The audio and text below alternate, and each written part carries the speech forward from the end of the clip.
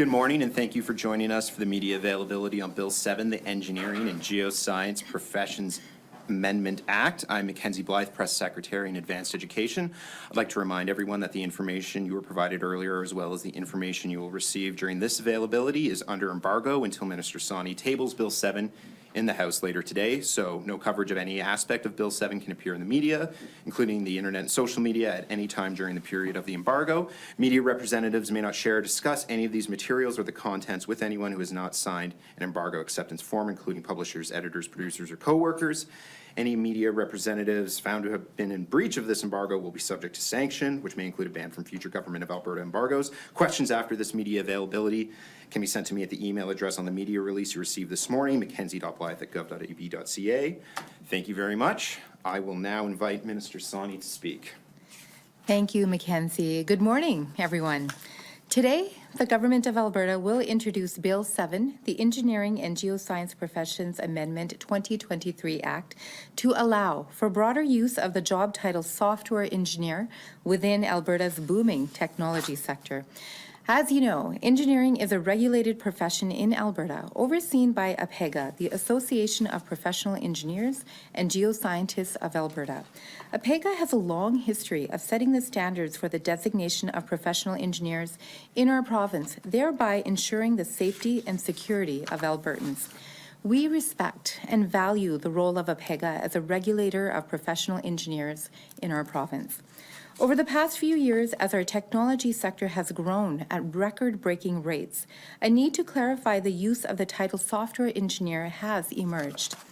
While the title is very commonly recognized in many jurisdictions outside of Alberta, in most cases, the work done by a software engineer does not fall within the definition of the practice of engineering done by professional engineers in Alberta. The demand for technology sector workers continues to grow, with companies increasingly having to recruit from outside of the province. That rising urgency amid the range of perspectives on the use of the title software engineer led APEGA and the industry to look to us for clarity. In response, Advanced Education consulted extensively with the engineering, academic, and technology communities, most recently in a series of roundtable meetings. We received very valuable feedback, which led us to the legislation that we are introducing today. Our proposed amendments to the Engineering and Geoscience Professions Act, the first significant update in over 30 years, will enable companies to use the title software engineer broadly in areas such as recruitment, to attract and to retain talent. At the same time, any work that involves the practice of engineering will continue to be fully regulated by APEGA. This legislation seeks to foster growth in the technology industry without compromising the high standards of Alberta's self-regulated engineering profession. Working with my colleague, Nate Glubish, Minister of Technology and Innovation, I am pleased to put forward legislation that addresses the concerns of public interest, safety, and industry development and provides much-needed security. Thank you. Over to you, Mackenzie. Thank you very much. Minister Glubish, would you like to provide remarks? Well, thank you, Minister, and thank you all for being here today. I am so very excited to be here with Minister Sawney to introduce these changes to the EGPA. As many of you know, before I got into politics, I spent the majority of my 15-year career as a venture capital investor. So I know a lot of the leaders in Alberta's tech sector personally. And I can tell you that this legislation is a big deal. Alberta's tech sector is booming. We have more tech companies than ever before. They are growing faster than ever before. They are raising more money than ever before. Just for numbers to give you some evidence that in 2017, we only raised $30 million of venture funding into Alberta tech companies. Last year, it was $729 million. And we are on track to break that record yet again. When I say that Alberta's tech sector is booming, the numbers speak for themselves. And for the first time in my lifetime, we can actually say that we have several billion-dollar tech companies. That has not been the case in the past. So we have so much momentum, so much excitement, and our government is committed to maintaining that momentum in Alberta's tech sector. Now, one of the biggest obstacles for our tech sector and the tech companies inside of it to grow and to reach their fullest potential is access to talent. access to the best talent. While we train truly world-class talent at our post-secondary institutions in Alberta, institutions like the University of Alberta, University of Calgary, and many others. But in order to grow from 10 to 100 and eventually to thousands of employees, our tech companies in Alberta need to be able to access talent and attract talent from all around the world. The global market for tech talent has reached a consensus on using the title software engineer. In all of the major tech markets, including Silicon Valley, this term is used freely. But Canada is unique in restricting the use of this title. And up until today, Alberta's regulator has been the most aggressive at restricting its use. This has caused significant hardship for Alberta's tech sector, causing many tech companies to have to begin hiring outside of Alberta to meet their growth demands. This is simply unacceptable. And that is exactly what this legislation will address. Our government is committing to make Alberta the most attractive place to do business in Canada. We aim to be the best place to start a business, to grow a business, to invest in a business, regardless of what industry you're in, but certainly including the tech sector. We already have the lowest taxes in the country. We already have the most business-friendly approach to reducing unnecessary red tape. And now we will be the best place in Canada to attract tech talent from all around the world. This is a game changer for our tech sector and will assist our fastest growing tech companies to maintain their trajectory. There has never been a better time to be in tech in Alberta than today, and we are just getting started. Thank you. I'll now invite my friend Cam Linke from the Alberta Machine Intelligence Institute to say a few words. Thanks, Cam. Well, thank you, Minister. Ministers, appreciate all the work that went into something like this. It's a really exciting day. As many people know, years ago, I founded an organization called Startup Edmonton, have continued to see the growth of the tech sector here in Alberta, and really seen the growth of the venture capital industry and the number of new jobs that have been created throughout this time. AMI is one of the 3 centers of excellence in Canada in artificial intelligence, and because of years, decades of investment in the field, we've seen an incredible growth of AI, of AI-driven companies, and of new roles, specifically software roles, driven because of that. And so very excited today of another example of the province listening to the tech sector, listening to our high-growth employers and employees, and making both investments and policy changes to be able to continue to allow this incredible industry to both grow here and have an impact around the world from here in Alberta. So thank you both for all your work on this, and thank you for your staff on all your work on getting here today. Thank you very much, Cam. Thank you, ministers. Now we'll move on to the Q&A portion. To give everyone an opportunity, each reporter is limited to 1 question, 1 follow-up. As a reminder, we have Cam Linke, CEO, Alberta Machine Intelligence Institute, as well as Ministers Sawney and Glubish, available for questions. We will start with questions in the room, then move to questions on the phone. So, yes, first question from the room. French from the CDC. My understanding, I'm not sure if this is for Minister Glubish or Sawney, but my understanding previously was that you weren't moving on this file because the Jobber case was still before the courts and that that's not still resolved. So why act now to make this change if it's still before the courts? That was never really a consideration. We have been working on this file for some time, and certainly Minister Glubish has been working on this longer than I have. We finally came to a place where we had done sufficient stakeholder engagement, and it was very clear that this was a change that the tech sector wanted to see. And of course, we also engaged with the PEGA. So we finally came to this point where we were ready to introduce legislation, and we're very pleased to be working with both those communities at this point to make sure that as we move forward, that things will be smooth in this regard. Minister Glubish, did you want to add anything to that? This has been a priority for us for a long time, and sometimes it takes a little bit of time to get things right. Minister Sawney and I were committed to spending whatever time it took to work with the tech sector and with the engineering regulator to make sure that we fully understood the concerns and that we came up with the best solution possible.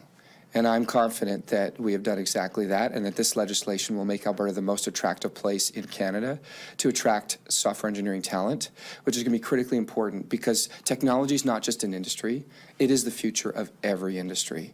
And so for us to meet the needs of the next generation, we need to make sure that every industry in Alberta can access technology talent so that they can grow and deliver technology solutions for the future. Thank you. Just as a follow-up, I think we're still looking for some clarity on when an employer can use this term software engineer. Is it just in job postings or advertisings, or like, can that be somebody's job title if they are not a professional engineer? Do you want to go first? Yeah, I can answer that question. So this legislative change will allow anybody who's a software engineer to be able to use that on their social media, on any LinkedIn titles, and as well as for employers to be able to use this title for recruiting and for recruiting purposes and for retention purposes. But like on their business cards? Yes, Yeah. on their business cards as well. That's correct. Thank you very much. Do we have any other questions from the floor? Seeing no more questions, we will move to the phones. Operator, can you please put through the first caller? Thank you. Chris Farco, Calgary Herald. Hi, this is a question for Minister Glubish. Mr. Glubish, you talked about Alberta seeing some, I guess, aggressiveness towards companies using the term software engineer in the past. I'm curious, what has brought this issue to a head right now? Well, as I said, Alberta's tech sector is booming. We've seen enormous growth over the last several years, and we want to see that growth continue. And what we have heard loud and clear from the tech sector is that for us to continue maintaining this growth trajectory, we need to be able to attract talent from all around the world, and we need to use standardized terminology that is being used everywhere else in the world. And so that is what really resonated with us, and after taking the time to do this extensive consultation with the tech sector as well as with APEGA, we're confident that this is the right approach to making sure that we can protect Alberta's tech sector and to ensure that they can have a strong and vibrant future in Alberta. Chris, did you have a follow-up? Yes. I'm wondering what was the reaction from the engineering profession to these proposed changes. You talked about the fact that you had conversations with APEGA and Engineers Canada. I don't see them represented today, but I guess I'm wondering what was their reaction to it, and why did the government decide, I guess, to back the tech sector in this issue over the use of the term versus what we've heard were the views of Engineers Canada? Would you like to take that one? Sure. Well, as was mentioned, we had done quite a bit of engagement with both the tech sector and the engineering community, and there were a diversity of opinions. And certainly we have a number of professional engineers who do understand that it's time to move forward and to allow the use of the title software engineer for recruiting purposes, and to also to develop the industry as well. As Minister Glubish said, that the sector is booming right now, and there is a significant labor shortage right now, and we are recruiting across the province. So that was the overlying message that came to government, and that's why we're acting today to introduce this legislation. Can I just add a couple? Please. The other thing I would just highlight is that nothing in this legislation takes away from the fact that the PEng is the pinnacle of the engineering profession. And that will remain the case. And APEGA will continue to be the steward of the PEng. They will continue to be the steward of the engineering profession. This is simply saying that for software engineering, that this is a title that can be used freely in Alberta because the tech sector is a global industry. Tech talent can move anywhere in the world, and we want to make sure that they want to come to Alberta and that they can come to Alberta and that we can use globally standardized terminology to grow our tech sector. But at the end of the day, the engineering profession still remains the purview of APEGA, and the PEng is still the pinnacle of that profession. And there's still great value in having a PEng. And I'll just add to that, and that was very well said, Minister Glubish, and greatly appreciated. So the other point that should be made is that if a software engineer is applying engineering principles, they still have to be regulated by APEGA. So that is not going to change, and as Minister Glubish said, the regulator will still be overlooking and overseeing the engineering industry. Thank you, Chris. Operator, please put through the next caller. Thank you. Jonathan Bradley, Western Standard. Hello, Minister Sani. Thank you for taking my question. You said that this change will provide more security for the industry. How will it provide more security? More security for the tech sector industry? Yes. So this particular change is basically responding to what we've been hearing from the technology sector in the fact that they are unable to recruit software engineers into the province because of the title dispute. So by allowing within legislation to be able to use the title software engineer, employers can actually recruit using this title, and it will allow more people who are in the international stage looking to move across the world, particularly to Alberta, to find that opportunity here. So it provides more opportunity to anybody who is working in the tech sector to come to this province to work as a software engineer. Can I just add Okay, something? my follow-up question is... Sorry, is it okay if I just add something before we get to your follow-up? Just something really important to note is, because your question was about protecting the industry and securing the industry, we know that there are several companies in Alberta who are among the fastest growing, who have had to stop hiring in Alberta and move their hiring to provinces like Ontario. And that is completely unacceptable. Our government's DNA is all about being the best place to grow a business, the best place to invest, the best place to bring talent. And that is why we need to make these changes, is so that we can make sure that we restore that advantage, not just on a tax basis, not just on a red tape basis, but also on making sure that Alberta is the best place to be able to attract talent and removing every single unnecessary barrier. And that's what this legislation is going to do. As a result, Alberta tech companies will be able to stay here and grow from 10 to 100 to 1,000 to 5,000 employees. Without this change, that would not be possible. Jonathan? Okay, my follow-up is, Minister Sani, you spoke about how this is going to improve recruitment from within Canada and internationally. What are you doing within Alberta to try to get more students into software engineering? Well, we have so many different initiatives underway. Actually, we're working very closely with the post-secondary institutes to make sure that they're actually liaising with industry to determine where those labor gaps are.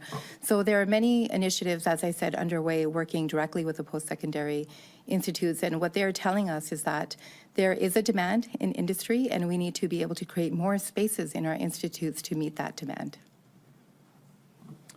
Thank you, Jonathan. Operator, please put through the next caller. Thank you. Catherine Brickowski, Alberta Today. Hi, thanks for taking my question. So just to clarify, you said off the top that Alberta has been the most restrictive place in Canada. You're moving towards the best, and I want to get a sense, is this bringing Alberta in line with other jurisdictions? Is this the leader, the first to have this kind of protection for broad use of software engineer? Where do we sit? That's a great question. Alberta is most definitely a leader in this space as of now. Every other jurisdiction in the world allows for the use of the title software engineer, except for jurisdictions here in Canada. So here in Alberta, this legislation will be the first of its kind in the country that will allow use of this title. Thank you, Catherine. Did you have a follow-up? I do. So I want to quote from an APEGA news release from last year. They said, with the ongoing advancements of technology and increasing delegation of decision-making to artificial intelligence and software, the risk to public safety continues to be of primary importance, and there continues to be a need for regulation of software engineering and the use of the engineering title. Any exception to the use of the title engineer will set a dangerous precedent and put the lives of Albertans at risk. I'm wondering how you're addressing some of these fears of how technology is evolving so rapidly, but there's not really governing and regulation of developers and programmers when it comes to things like AI. Okay, well, first of all, we have liaised extensively with APEGA and certainly understand their perspective, and that's why one of the initiatives that I will be undertaking is to do further engagement, to understand if we need to give APEGA more legislative powers in terms of overlooking and regulating the engineering profession. But like I said before, if a software engineer is applying engineering principles in their work, they do still have to be regulated by APEGA. And keep in mind, other jurisdictions in the world, particularly our neighbors down south, have successfully used this title software engineer with minimal risks to public safety. And in regards to public safety, let me just reiterate and emphasize that the Government of Alberta, our primary job is to ensure public safety. So we are going to be taking a very close look at how things unfold and working closely with the regulator to make sure that that is not going to be an issue. But like I said, we haven't seen that issue arise in other jurisdictions. Minister Glubish, you might have some words to add as well. Thank you, Minister. And that was a great question. And what I want to specifically talk about is the responsible use of artificial intelligence. And at the end of the day, responsible use of AI is not APEGA's jurisdiction. That's the Government of Alberta's jurisdiction.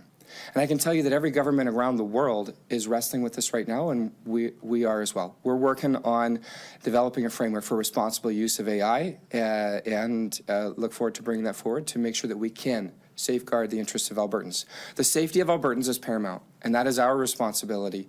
And we respect and appreciate APEGA's responsibility to govern the engineering profession. But at the end of the day, it is our responsibility to protect public safety, and I am very confident that the steps we are taking with this legislation to allow for the use of the term software engineer does not in any way put the public at risk. Thank you. Operator, please put through the next caller. Madeline Smith, CBC Edmonton. Hi there. I hope I'm not taking us back a step here. I just want to make sure that I understand this correctly. Is the message here that if you are working as a software engineer in Alberta, you do not fall under APEGA regulation, or you do not have to? Well, it's a little bit more than that. If you are a software engineer in Alberta applying engineering principles in your position, you still have to be regulated by the regulator, by APEGA. But if you're not applying engineering principles, you can freely call yourself a software engineer now, well, after the legislation is passed, and that wasn't the case earlier. And of course, again, our tech sector is booming, and we are listening to our stakeholders, and this is what they need to be able to recruit talent and retain talent in this province. So who decides if you're applying engineering principles? Like, do you have to self-report to APEGA and say, my job has changed and now I'm doing engineering principles? Or is someone going to be taking a look at the work that tech companies are doing on a regular basis? How does that get worked out? So we are working with APEGA to determine what the next steps are going to be, and certainly employers will be involved, but we will have more to say about that in the very near future. But again, we are still working with the regulator to understand what those next steps are going to look like. Thank you very much. Operator, please put through the next caller. Thank you. Lisa Johnson, Edmonton Journal. Hi, thanks for taking my question. I apologize for being off topic, but Minister Sani, you're the first minister that I think we'll be hearing from since the UCP AGM on the weekend in a formal press conference like this. So I'm just wondering if you can offer some reaction to some of the party resolutions, including the ones calling for the elimination of diversity, equity, and inclusion offices in post-secondary institutions, and the banning of using race as a factor in admission. These were some of the party resolutions that came forward. Obviously, they're not automatically going to be government policy, but I'm wondering what your thoughts are on that and what your reaction was to that over the weekend. Yes, well, thank you for that question, and I didn't realize I was the first one that would be speaking about this after the AGM. And look, let me tell you that, first of all, there was a record attendance at the AGM, and there was so much diversity in that crowd. I mean, I've been going for many years now, and I certainly have not seen those numbers and that level of engagement or energy before, so that was really encouraging. In regards to the policy resolutions, I think the Premier said it really well. She said that we will take advice from the party, and of course, we have to govern for all Albertans, and that requires extensive stakeholder engagement whenever we bring forward any new policies and legislation. So that is my answer as well. And anything that we're going to be looking at in the future, again, we govern for all of Alberta and all Albertans, and we will seek advice from our stakeholders as well. Lisa, do you have a follow-up? Yeah, thanks. So I understand that you're going to seek more consultations and talk to stakeholders about this, but I'm unclear, like, whether or not you think that these are good ideas or bad ideas. This is your file. Sorry, can you repeat that last part? You just cut out there. Sorry, I'm just wondering, like, basic yes or no. Do you think these are good ideas or bad ideas? Like, this is your file.